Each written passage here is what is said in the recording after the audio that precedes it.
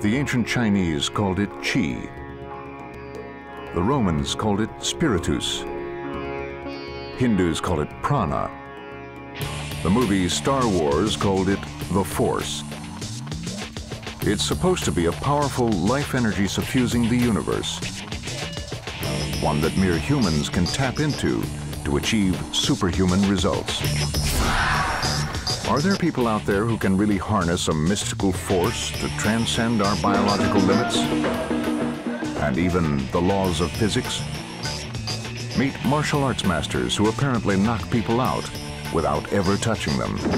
I fired up the qi, I went like this, I knocked him out. We are not lasers. We are not emitting energy. People who claim to levitate or even fly.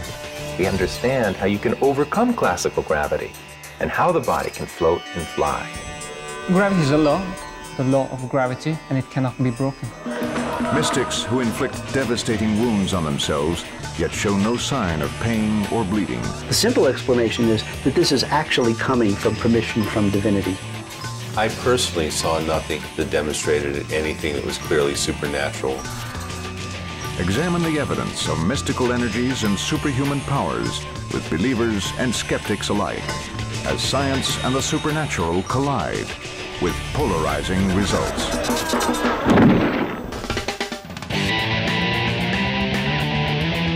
Athletes and thrill seekers have always tried to test the limits of their abilities. They constantly amaze us with their abilities to run faster, jump higher, be stronger, go farther. Some are fearless, or just plain out of their minds. Some have tried steroids to achieve seemingly superhuman results. Some have tried science.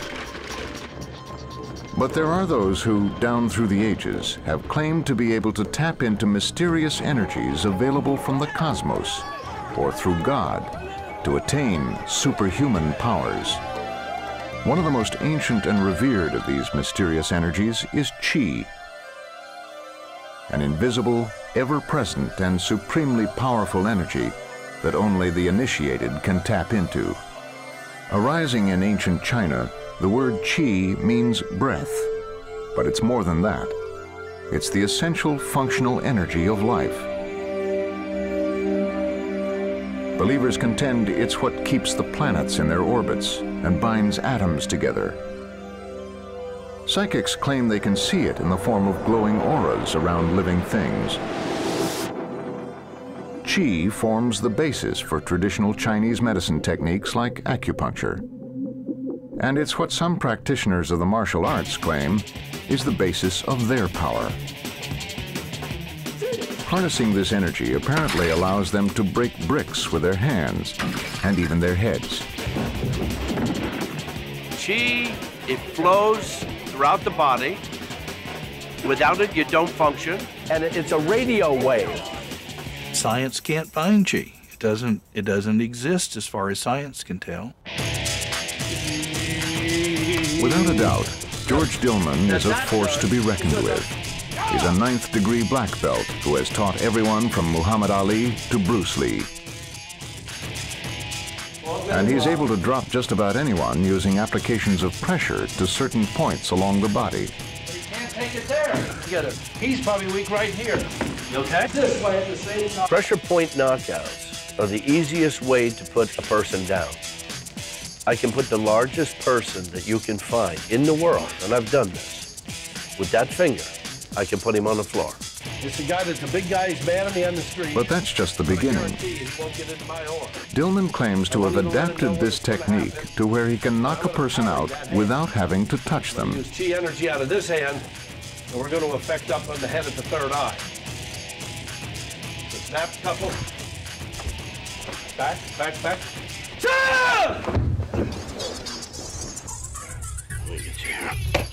There we go. All of these karate techniques are made possible by manipulating qi.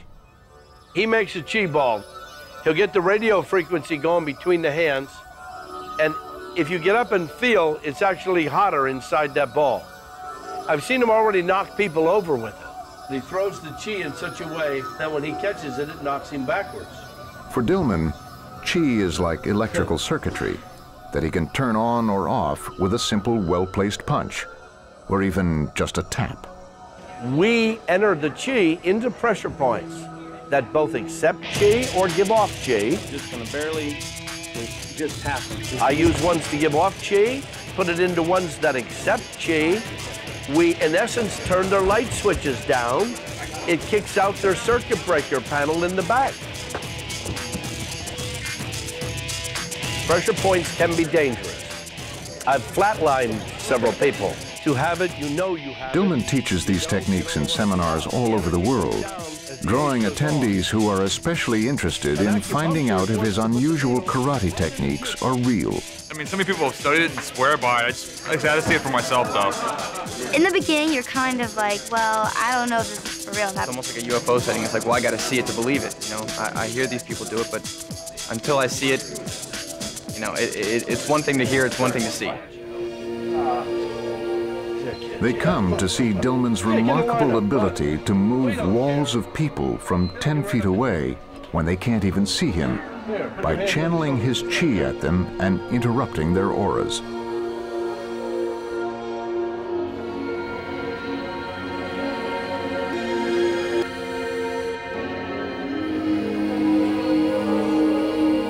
I locked with their aura and I moved the line. I shouldn't tell you this, but I play with people in Starbucks and I just stood there and I moved the line.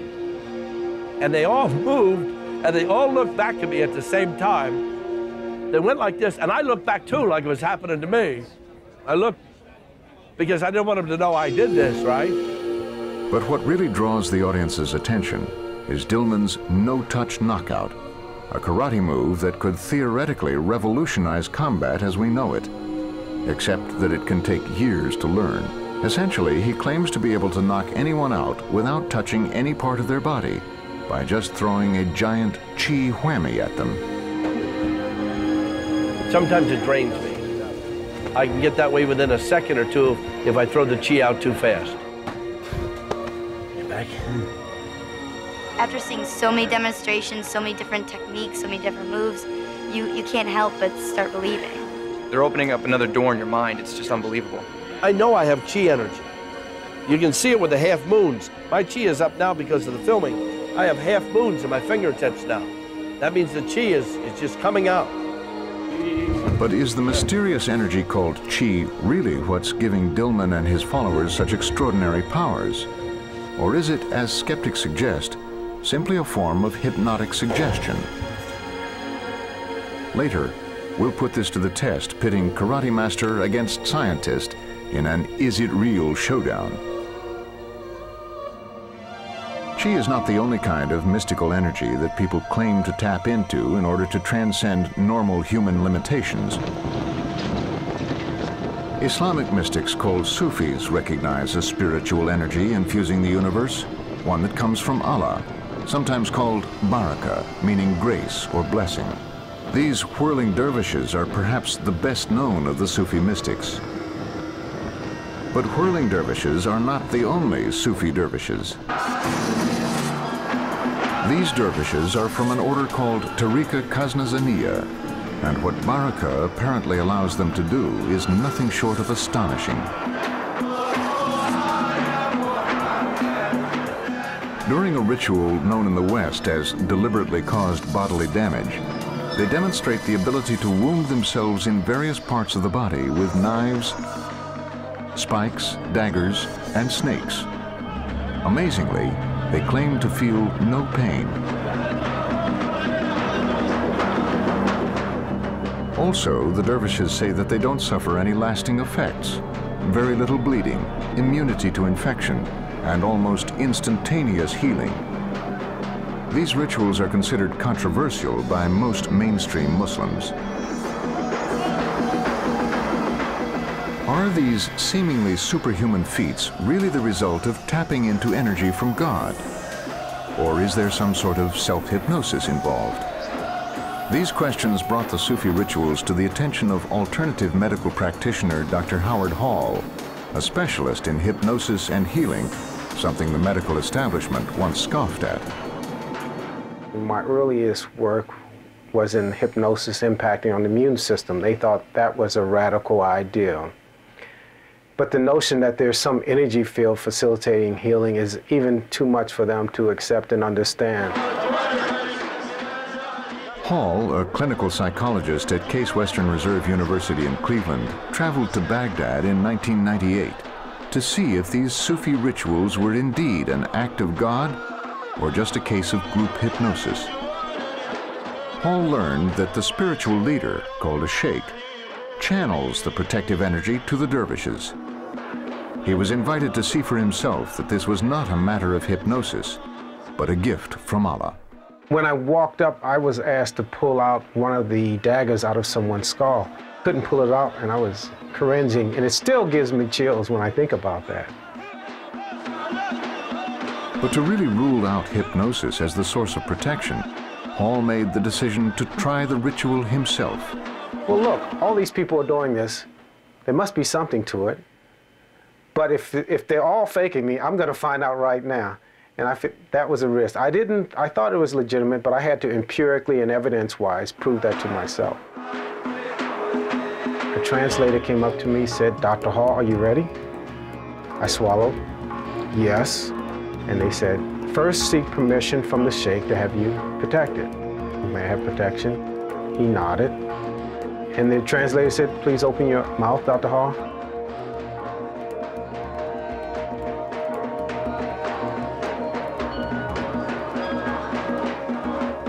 And my mind was blown away. Wow, that's incredible. I'm not feeling pain. It's not like Novocaine.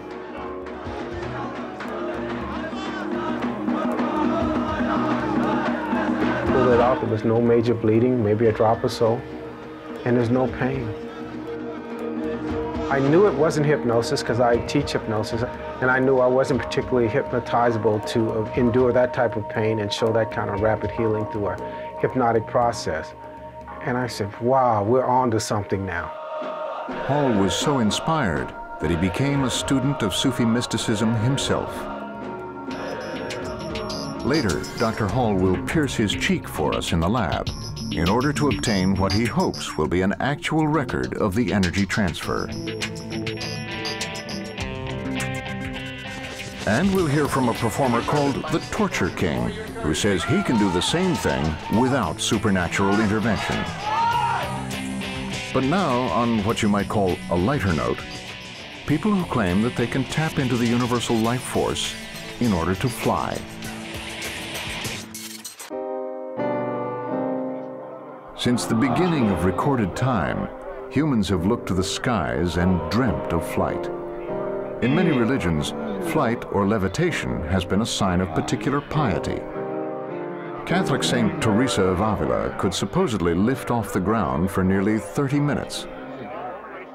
Indian sages were said to levitate as an act of homage to God.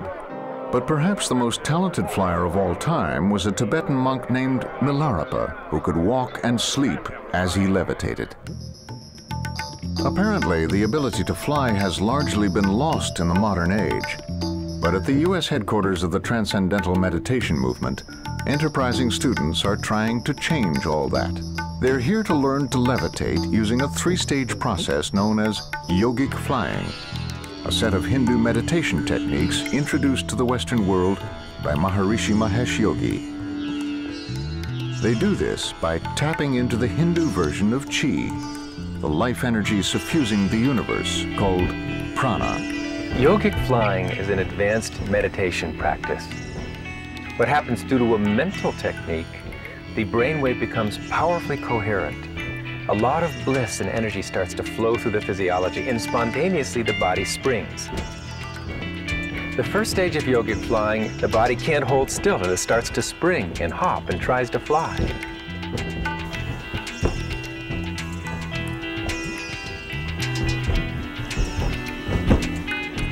The second stage is when the body actually hovers in the air for a short while. And the third stage is mastery of the skies, when the body can fly. The first thing you notice when watching people practicing the first stage of yogic flying is that it looks less like flying and more like hopping in the lotus position. The second is that these people are really happy. Flying feels absolutely fantastic. Just before a person takes off, just before they levitate, they experience a great expansion of happiness. Even getting off the ground 1 inch is pure fulfillment. Second stage will be even better. And third stage, I can hardly wait to see 10,000 people flying in the air together. Stage 3 sure looks a long way off. However, TM University researcher Dr. Fred Travis claims there are actual metabolic effects in the human body, even in stage 1 flying. We look in that 1 second period, just before they actually lift up. There's broadband, which means it's across many frequencies, global coherence. And so the person is in a very different state of mind, different state of brain. We call it pure consciousness. And it's from there that the impulse to fly comes. The claims escalate from there. They reject Newton's laws of gravity, saying they are hundreds of years out of date. Newton's laws simply say that the human body will be held down to the Earth by the force of gravity, just as the moon is held to orbiting the Earth through the force of gravity. So if the body lifts up, it would be in defiance of these classical gravitational laws. We understand how you can overcome classical gravity and how the body can float and fly. Perhaps not surprisingly, no one has gotten beyond stage 1 of the process, and the university won't predict when or if yogic flyers will ever truly fly. But they say it doesn't really matter, because they've found that even first-stage yogic flying produces an interesting byproduct, what they call the Maharishi effect. The real purpose of yogic flying, especially in groups, is to create world peace, to put an end to this tragic legacy of violence and crime and terrorism and war. That's right. They say if we can get a critical mass of people to practice flying, about 1% of the population, generations of Miss America contestants will get their wish: world peace. For now, TMers remain grounded for all but split seconds. But we did find one yogi who really does fly, in his own plane, thanks to the millions of rupees his avid followers donate in poverty-stricken India. Acharya Satyananda is a sort of celebrity televangelist, broadcasting his brand of fortune-telling and spiritualism to 250,000 followers in Calcutta. What's his secret? That same great universal energy that powers yogic flying, prana. By accessing prana, Satyananda claims to be able to read and manipulate people's minds. এটা আমার sixth sense যে আমি বুঝতে পারি যে এই ব্যক্তির এই প্রবলেমটি আছে I have a sixth sense, a power. People come to me with their problems. As soon as they enter the room, I know what their problems are. I read their minds. During meditation, Satyananda claims, his mind leaves his body and gathers the electromagnetic powers of the universe. This energy enables him to exert his powers over the minds of his followers, even 6,000 at a time. But Satyananda has big dreams. One day he hopes to control the whole world. He's built a lucrative business empire, but he's not apologetic. In fact, he considers himself a more modern type of God-man. Traditionally, Indian holy men renounce all worldly possessions and live a simple life. Not quite the lifestyle Satyananda prefers. Sadhus don't do anything for society.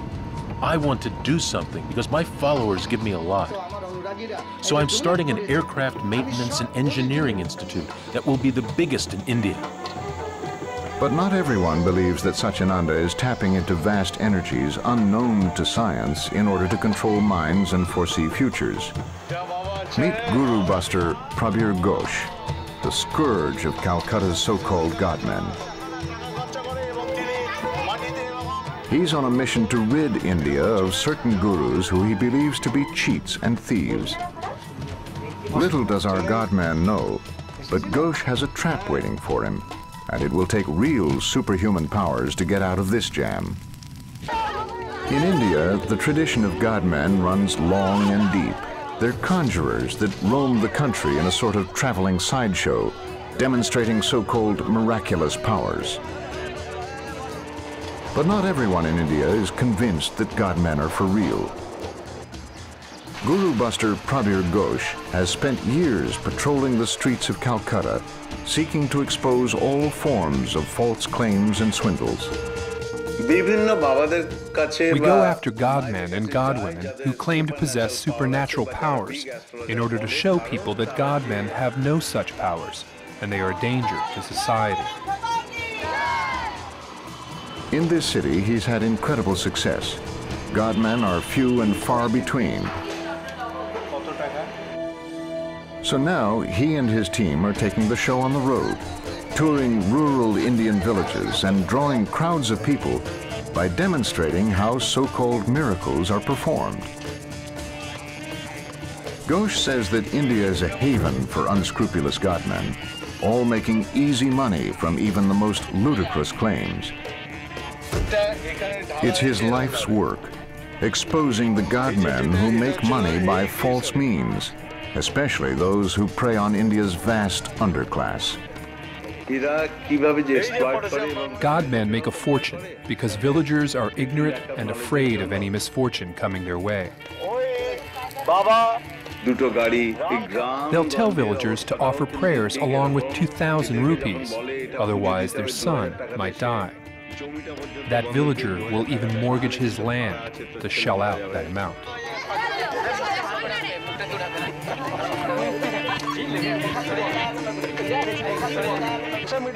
Today he is exposing a simple and common godman trick, throwing balls of fire. The key? Just combine dirt with potassium permanganate, which is a component of flash powder. And voila, a giant fireball. Currently, the #1 most wanted godman on Ghosh's list is our prosperous flying godman, Acharya Satyananda. He is an extremely wealthy man who cheats people out of money by using astrology. He scares people by telling them about problems that may not happen and then charges them $100, double the monthly salary of most Indians. One can imagine how much he is exploiting people. Prabir Ghosh has invited us along on his mission to expose Satyananda. Ghosh and his group of skeptics have set up an elaborate sting operation. He'll send in 2 teams of people, all unrelated, who will pose as family members. Each team will present Satyananda with a fictional problem they will ask him to resolve. As a godman who can tap into the mystical energies of the universe to control minds as well as read them, he should surely sniff out the counterfeits and expose them before they expose him. This can be dangerous work. Ghosh was once attacked and had several ribs broken while exposing a godman scam. Will Satyananda really be able to call upon his so-called sixth sense, read the skeptics' minds, and expose the operation? The first team enters the Guru's office. The only information he asks for is the young woman's date of birth. October 1981.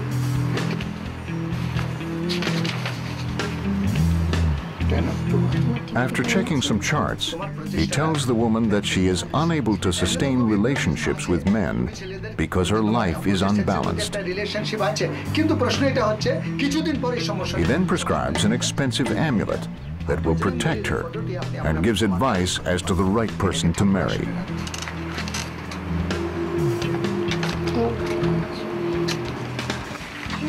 Just went through a book and said, yes, these are the problems. In her horoscope, these are very dangerous signs, and she has to wear this medallion, which costs 5,500 rupees. I think it's not even 1 month's salary for these people who are sitting there. So you can imagine the amount of hoax, amount of cheating they are doing in the name of this. They are just scaring people like anything. The second team meets with the Guru and gets a similar treatment. Date of birth? 25th October. 78 October. Once again, he hands over a prescription that calls for purchasing a pricey amulet.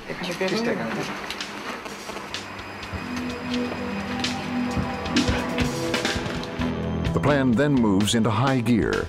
A text message is sent to Ghosh, signaling that it is time to confront the God-Man.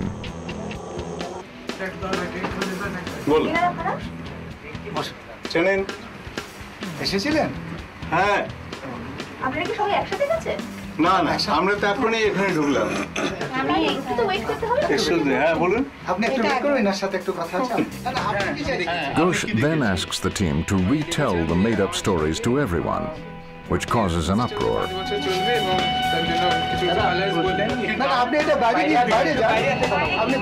The guru demands that Ghosh return all of the documents he wrote, and his entourage starts to get ugly. Once they realized that we were there to expose them and their fraudulent activities, their behavior suddenly became antisocial. They and their hired goons became violent towards us. Satyananda's staff demands that Ghosh and his team leave the office. But not everyone gets out in time. The National Geographic producer, who has filmed part of the sequence, is still trapped with an angry Satyananda and his entourage. We are here now at the Satyananda's ashram, and they have captured our director because we have proved him wrong. He's already fake, he's a fraud, and at the same time, he has hit the director. The police are on the way. Yeah. They're on the way.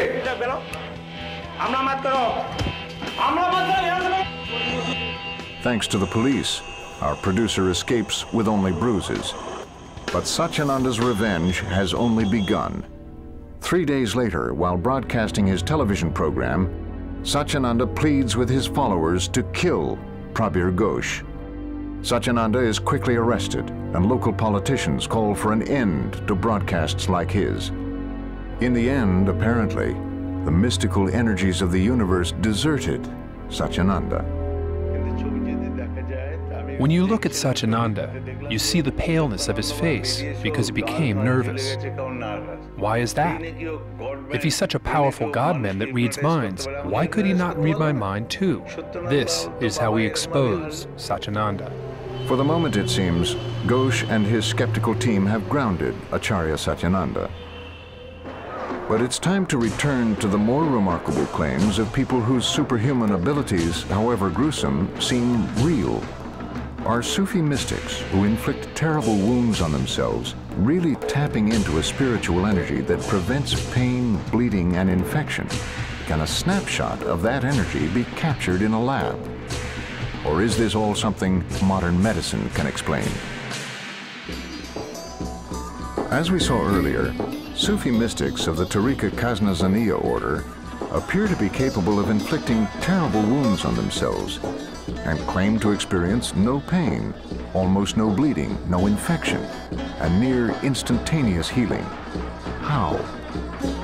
Their leaders, or sheikhs, say they tap into spiritual energy of the universe that comes from Allah and protects them. They say that they are channeling energy to heal people, and this sounds very improbable. What they're probably doing is sort of a placebo effect. If you believe it, it works.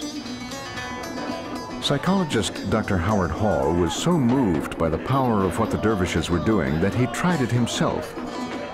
Convinced that something other than self-hypnosis was involved, he became an initiate in the Sufi order. In search of evidence of the energy that protects him during deliberately caused bodily damage rituals, Hall has now joined forces with Dr. Gary Schwartz of the University of Arizona's Center for Frontier Medicine, a leading institute in one of the most controversial fields of medical research, energy and spiritual healing. When I first saw the footage that Dr. Hall brought back from Iraq, I couldn't believe it. In fact, I wondered, was there fraud involved? Once I became convinced that this was not just trickery, then the question was, well, gee, Could you explain this as some sort of placebo effect? But as you look at instance after instance of phenomenal endurance of things that most of us couldn't possibly do, and there seems to be virtually no long-term damage, you begin to seriously question whether all of this could be explained as a simple mental effect. And then you start wondering, well, could the spiritual side of this be important as they believe it is? Schwartz wants to determine what, if any, changes are taking place in the brain as Hall attempts to jam an ice pick through his cheek. But first, they need a measurement from a controversial device known as a gas discharge visualization instrument, or GDV. The GDV system picks up electrical activity around the fingertips, and then using sophisticated computer algorithms actually presents a whole body image of the different regions, energy regions around the body. GDV technology has its roots in a controversial process discovered over 75 years ago called Kirlian photography. In 1939, Semyon Kirlian found that if an object on a photographic plate is subjected to a high-voltage, high-frequency electrical field, an image is formed on the plate that resembles a halo. Some believe that this halo is a physical manifestation of the spiritual aura which supposedly surrounds us all. Scientists believe the halo is usually moisture. The effect is known as a corona discharge. Using the GDV, Schwartz is looking for evidence to show if Hall's personal energy field or aura changes as he injures himself with the ice pick. But first, they need to take a baseline reading. Now it's time for the test to begin. Hall is wired up to an electroencephalogram machine, or EEG, a device that graphically records the electrical activity of the brain. When I do the piercing, I'm asking for specific aid for this intervention from the ancestors and the current sheikh. In order to obtain this permission from the sheikh, Hall goes into a meditative state and says a series of mantras over and over again. The meditation period lasts nearly 90 minutes. His brain did in fact go into a more relaxed state over the course of the prayer. We didn't see any anomalous things. He wasn't going into seizures, he wasn't going into a deep sleep state, he wasn't in a hyper-aroused state. His brain looked relatively normal.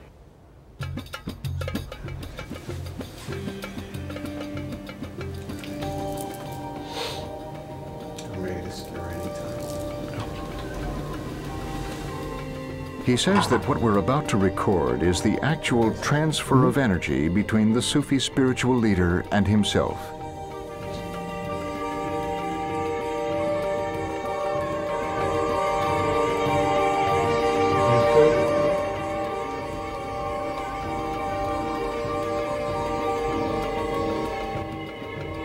So does he feel any pain? Gee, you can open your eyes if you'd like. No, it's just a dull ache. There was no physiological pain. So what you'll do is you'll take it out and then you'll close your eyes and just relax, okay? I'll just check. Are you ready? Yeah, we're ready. I'll make sure I got the right place. Okay. Now, will the wound heal as quickly as promised? No blood? And I'm going to lunch after this, guys. Yeah, that's good. By the way, there's no blood on the Droplets of blood continue to trickle out. As far as I can tell, there's some blood. It's usually a couple drops that come out. That's about the timing. But after just a few minutes, Dr. Schwartz takes a closer look at the wound. And it is, I can't even tell where it is. I mean, it's not obvious. A whole bunch of dots. Was this result really caused by Sufi energy healing? Now the team looks to the GDV to see if Hall's aura was affected. What this shows, which is the first time ever, is that if we compare the pre versus the post, we're seeing with the GDV a selective decrease in energy, curiously in the area where the actual skewer was placed through the jaw. You saw this gaping hole in the energy field in the area of the jaw, which was frankly much greater than I would have initially anticipated. Showing up in terms. Does the GDV show that a spiritual power intervened and protected Dr. Hall as claimed? Or is there a simple explanation? Yes, I think it's possible that there is a simple explanation, but the simple explanation is one that Western scientists have difficulty with. The simple explanation is that this is actually coming from permission from divinity, that it really is involving a spiritual component, and that that component is very, quote, simple. We have a name for that which looks superficially like science, that uses scientific gadgetry, scientific jargon, but is fundamentally not science. It's called pseudoscience. We'll be taking a much closer look at the rather mysterious GDV device later on. But first, let's meet a person who tortures himself not for spiritual purposes, but for money, and without the help of mystical energies. Meet Tim Cridland, aka Zamora, the Torture King. He performs a regular Las Vegas stage show where he inserts sharp instruments through his body, and he too claims to suffer no pain. But here, the similarities with the Sufis end. Cridland makes no claim to be doing anything supernatural. It's the real thing. There's no trickery in it. There's a very thin margin of error. If I lose focus or concentration, I can get hurt very severely.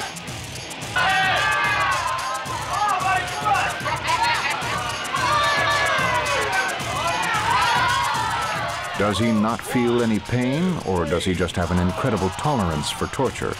No blood, no pain, ladies and gentlemen. That is mind over matter. We wanted to measure Cridland's abilities, so we went to see Dr. Joshua Prager, an anesthesiologist at the UCLA School of Medicine and a noted expert on the mechanism of pain. Using a device that delivers a low-voltage electric sensation, he'll determine what Cridland's pain tolerance really is. Now we're going to change the frequency. Most people score in the 4 to 6 range. Cridland's first attempt is a 20.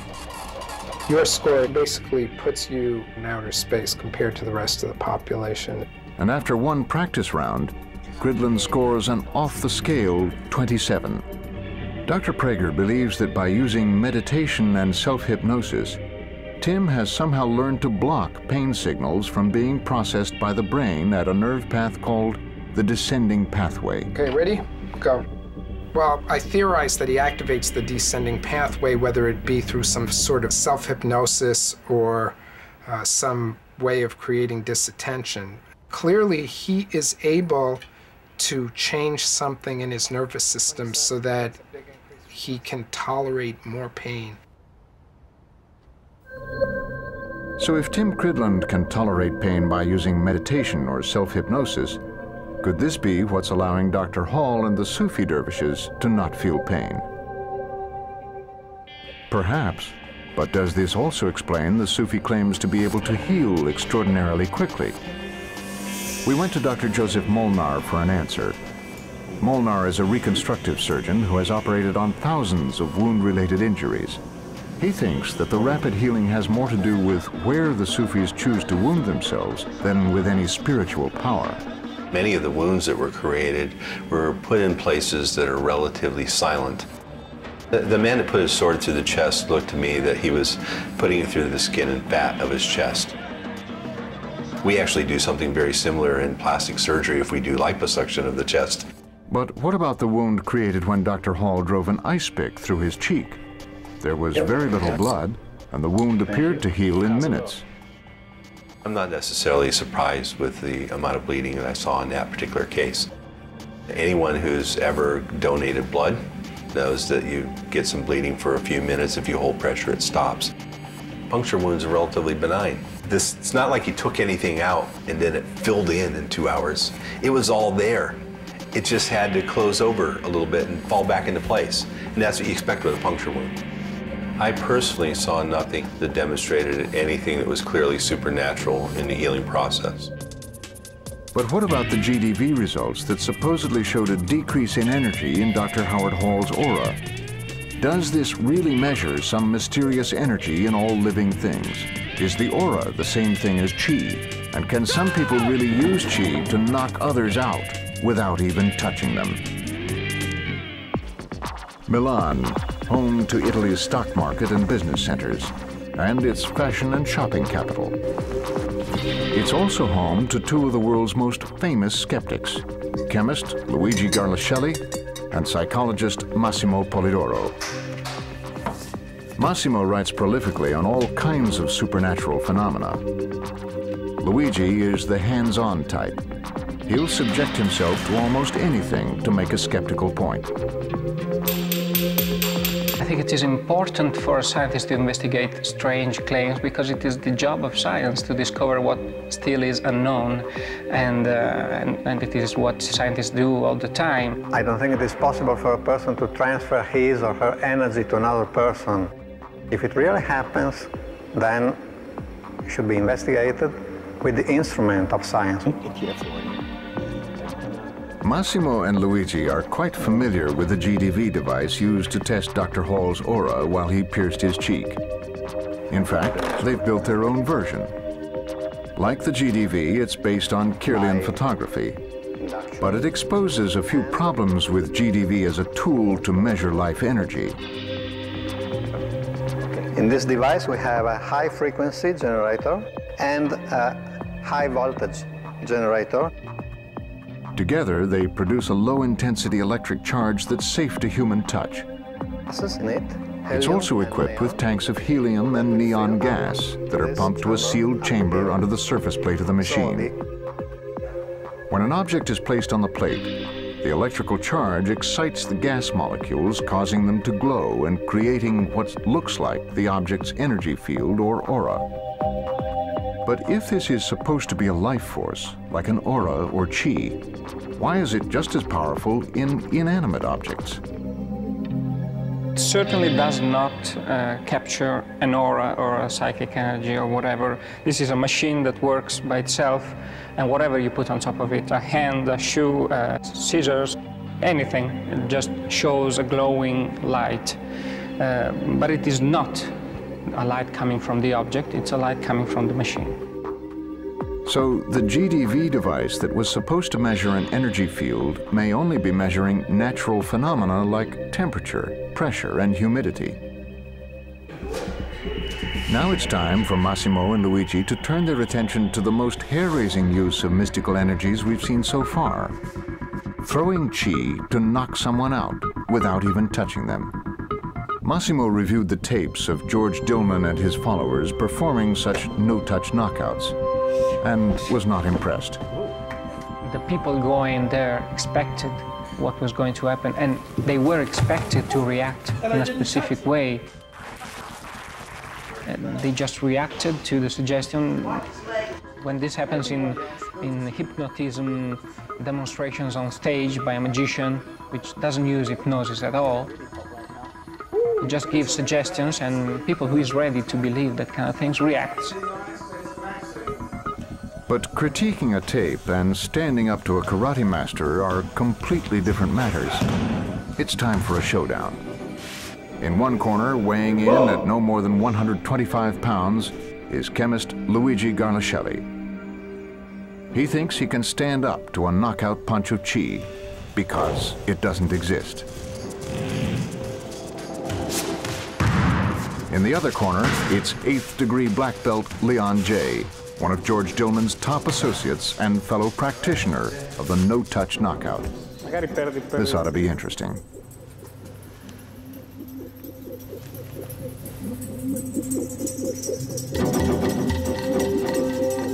In fact, when we did the test on Luigi, who was not ready to believe these things, or maybe was just staying there, seeing what would happen.